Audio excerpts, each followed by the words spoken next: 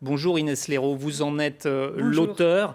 Histoire interdite, parce que vous refaites justement l'histoire d'un sujet qui dérange, d'une omerta. D'une omerta depuis quasiment un demi-siècle, d'une fabrique du silence.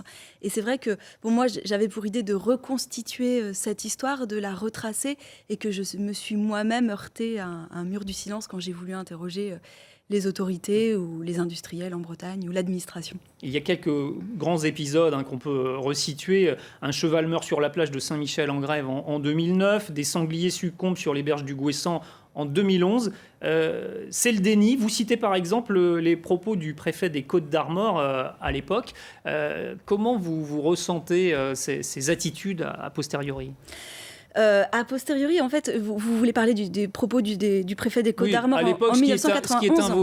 Ce qui est invoqué à l'époque, c'est que les sangliers se sont étouffés avec de la vase. D'accord, en effet. En fait, comment je vois l'histoire aujourd'hui, je pense que c'est une histoire de déni, en effet, d'occultation.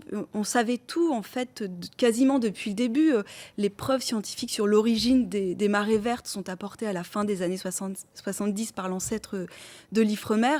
Le premier mort en 1989, qu'on soupçonne être en lien avec les algues vertes, est mis en lumière par l'urgentiste de Lannion, Pierre Philippe. Et puis finalement, ensuite, c'est ce sur quoi j'enquête. Il y a une sorte de storytelling, une fiction qui est produite par les autorités, par les industriels, parce que c'est...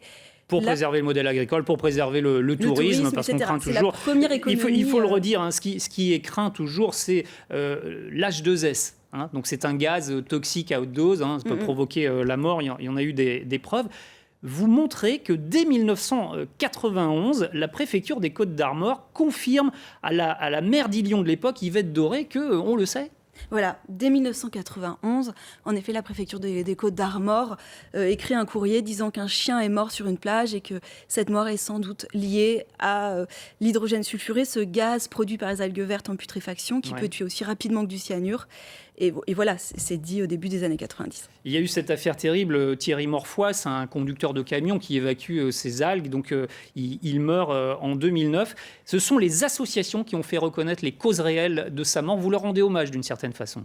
Oui, dans ce livre, en fait, clairement, ce livre et cette enquête, elle n'a pu exister que grâce aux scientifiques du CNRS de l'Ifremer, à certains médecins comme l'urgentiste de Lannion, Pierre Philippe, et aux associations qui étaient toujours là pour documenter, pour recueillir des archives. Notamment, que l'on entend dans nos journaux régulièrement. Voilà. Un dernier mot, si vous le voulez bien, sur les agriculteurs.